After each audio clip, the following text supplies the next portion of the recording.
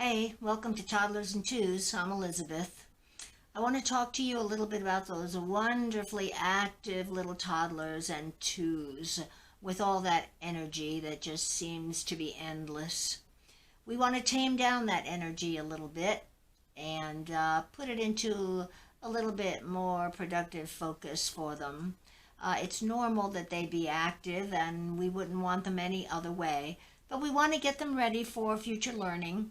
And we want to just put all that energy in its proper place, slowly but surely. And there's a lot of different ways that we can do that. With your toddlers, you can do a lot of dancing and movement. Movement is very, very important. I hope you looked at my video on movement and how it is very much a part of learning. So you can do dancing. You can do obstacle courses where the babies can crawl over, under, around, into, out of any kind of activity that you can think of in that way.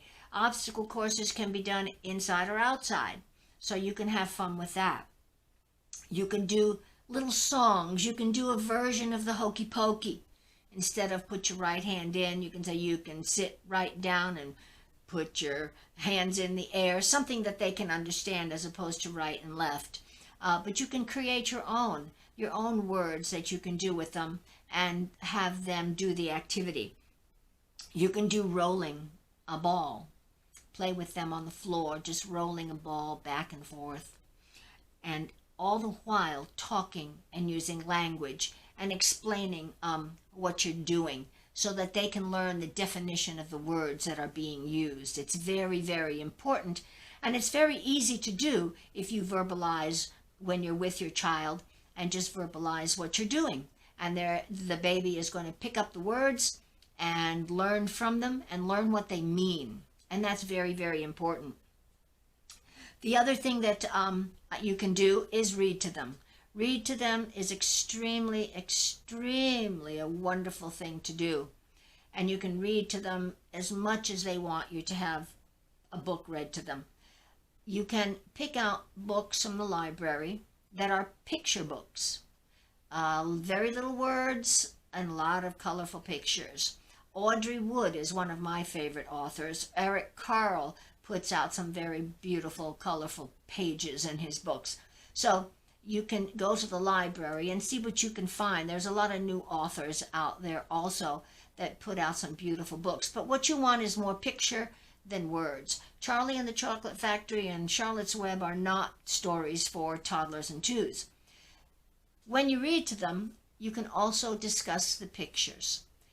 Talk about the pictures, what's happening in the pictures, who's talking, how they feel, and what's going on in the pictures. You might want to keep a diary. I have had experiences where children will give me some very beautiful answers as to how they feel about what's happening in the pictures, and they're things that I would not have thought of, and I wish that I had kept a diary, but I never have. And it might be a really neat thing for you to do and to look back on to get the responses that your young children will give you.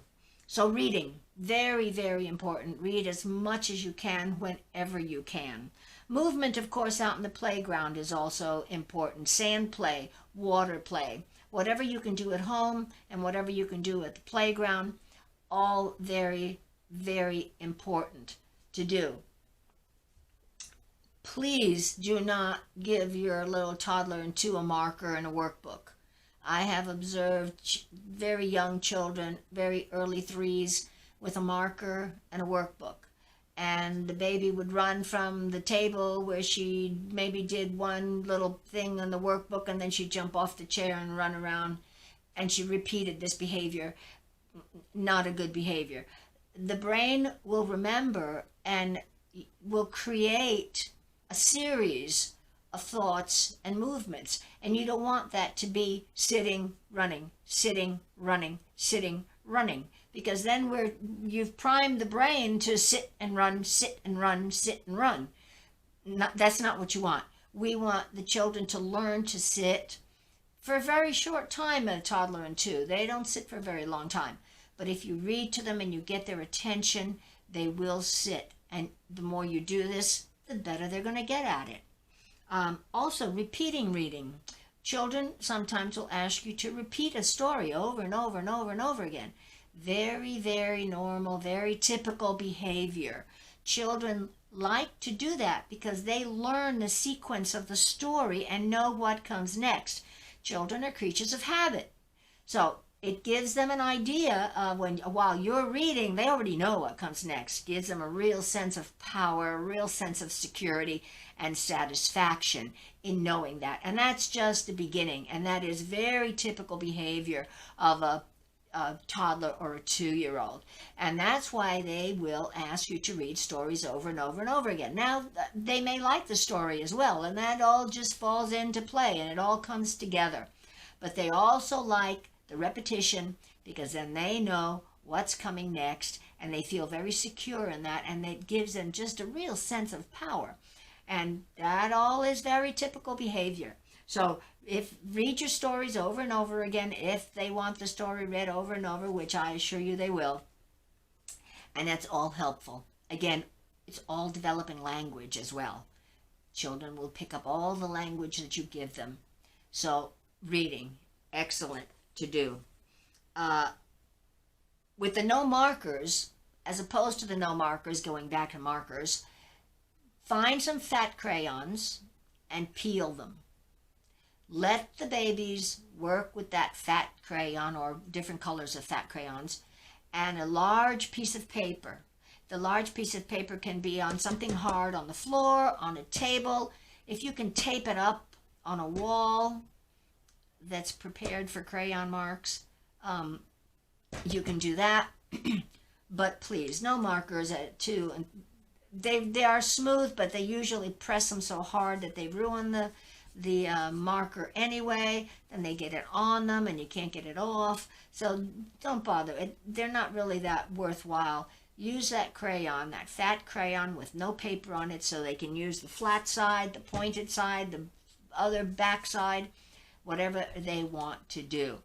But keep them moving in as much of a productive way as you can with the music and movement, with the little games, with finger plays. You can buy books on finger plays that children love to do. Songs like the Hokey Pokey, little exercise movements, put your hands up in the air, touch your toes, twist your arms, your body, whatever it is you want to do, but just to keep them active and focused on you and paying attention. All this is going to pay off in their future learning. So send me your comments and let me know what you've done and how it's worked for you. I'd love to hear it. And maybe we can share some of your ideas with others. So I hope to see you again. Good luck with your toddlers and twos and have fun. Thank you.